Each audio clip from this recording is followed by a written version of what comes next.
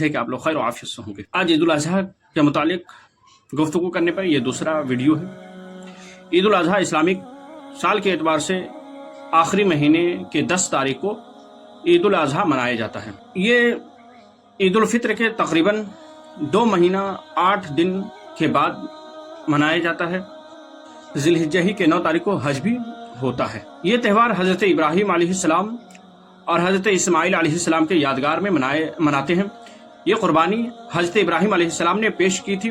حضرت ابراہیم علیہ السلام حضرت اسماعیل علیہ السلام کے والد محترم تھے۔ حضرت ابراہیم علیہ السلام نے خواب میں دیکھا کہ میں اپنے عزیز چیز کو ذبح کر رہا ہوں۔ اس کا لمبا تفسیر ہے، انشاءاللہ کسی اور ویڈیو میں ہم گفتگو کریں گے اس پہ۔ پھر اس نے سوچا کہ ہمارے سب سے عزیز چیز جو ہمارا بیٹا ہے، پھر اپنے بیٹے کو ذبح کرنے کے لیے نکل پڑتے ہیں، کیونکہ خواب میں دیکھا تھا اور نبی کے خواب حقیقت ہوا کرتی ہے۔ یہ سمجھا کہ اللہ کی طرف سے آزمائش ہے، اللہ کی طرف سے حکم ہے، اس کو کرنے کے آمادہ ہو گئے ہیں۔ پھر حضرت ابراہیم علیہ السلام حضرت اسماعیل علیہ السلام کے گردن پر ایک لمبی چھری رکھتے ہیں۔ یہاں پر اللہ کا آزمائش شروع ہو جاتا ہے۔ آخر کار حضرت ابراہیم علیہ السلام اپنا امتحان دینے کے لیے اپنے بیٹے کے گردن پر چھری رکھ کر چلانا شروع کر دیتے ہیں، اور اتنے ہی کے درمیان چھری کئی مرتبہ چلا رہا ہے، چل نہیں رہا ہے۔ وہ غصے کے عالم میں، تشم کے عالم میں حضرت ابراہیم علیہ السلام بار بار اس چھری کو تیز کر رہے ہیں کہ شاید اب ذبح ہو جائے، اب اللہ کے حکم کو تعمیل کر لیں، لیکن وہ چھری تھا کہ کٹنے کا نام نہیں۔ وہ کیسے کرتا جب اللہ کے حکم کے بغیر ایک پتا نہیں ہلتا، تو چھری کے اندر اتنی ضرورت کہاں کہ وہ حضرت اسماعیل علیہ السلام کی گردن کو۔ خیر، جب اسی کشم کے عالم میں حضرت ابراہیم علیہ السلام وہ چھری جو تھا تل ملا کر کے اس چھری کو دور پھینکا، وہ پہاڑی کے ایک چٹان کے اندر گھس جاتا ہے۔ پھر وہ دوبارہ نکالتے ہیں، بولتے ہیں کہ شاید ہماری آنکھ نظر پڑ رہی ہے، شاید اس لیے نہیں ہو رہا، تو اپنے آنکھ پہ پٹی باندھتے ہیں اور اس کے بعد ذبح کرتے ہیں۔ جیسے ہی خون کے پھوارہ نظر آتا ہے تو ابراہیم علیہ السلام کہتے ہیں ہاں ہمارا حق ادا ہوا۔ جیسے ہی پٹی ہٹاتے ہیں تو دیکھتے ہیں اسماعیل علیہ السلام ایک کنارے کھڑے ہیں اور جس چیز کو ذبح کیے ہیں وہ ایک دمبا ہے۔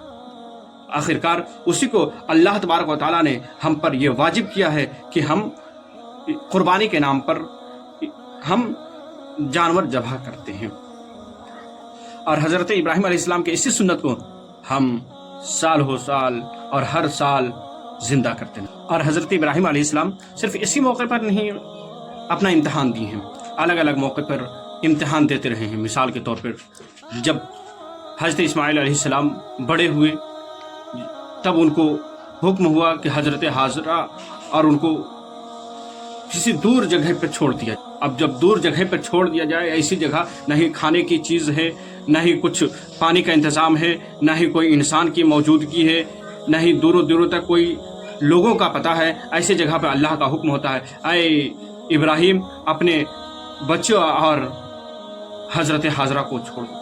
اب سوچیے وہ کیسے کشم کا عالم ہو، ضعیفی کے عالم میں ایک اولاد پیدا ہوتا ہے، کتنے منتوں کے بعد ہوتا ہے، کتنے دعاؤں کے بعد ہوا ہوگا، وہ بھی ضعیفی کے عالم میں، اور اس کو حکم دیتا ہے کہ اسے جنگل و بیاباں میں چھوڑ دو۔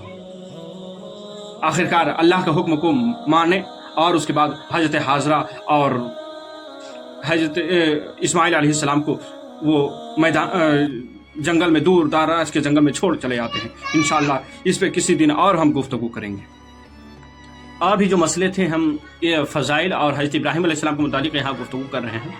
باقیہ چیز ہم اس سے پہلے والے ویڈیو میں ہم گفتگو کر چکے ہیں، اور جو کچھ باقی رہا ہے اس کے بعد والے ویڈیو میں انشاءاللہ گفتگو کرنے کی کوشش کریں گے۔ اسی طریقے سے حضرت ابراہیم علیہ السلام کو آگ میں بھی ڈالا گیا۔ حضرت ابراہیم علیہ السلام کی ایک آزمائش نہیں رہی، اب وہاں پہ کئی سارے چیز تھے۔ حضرت ابراہیم علیہ السلام کو پکار رہا تھا، ہاں آپ حکم دیجیے، آپ کہیے تو ہم یہ آگ کو ٹھنڈا کر دیں، لیکن ابراہیم علیہ السلام کو اپنی ذات پہ بھروسہ تھا۔ آخرکار اسے اللہ نے بچا لیا۔ کسی شاعر نے کیا ہی خوب کہا ہے، آج بھی ہو ابراہیم سعیمہ پیدا، آگ کر سکتی ہے انداز گلستہ پیدا، اور نارے نمرود کو کیا گلزار تو نے، یوں دوست کو بچا لیا تو نے۔ آئیے ہم سب مل کر پڑھیں اللہ اکبر لا الہ الا اللہ واللہ اکبر وللہ الحمد. یہ گونجنا چاہیے قربانیوں کے دنوں میں.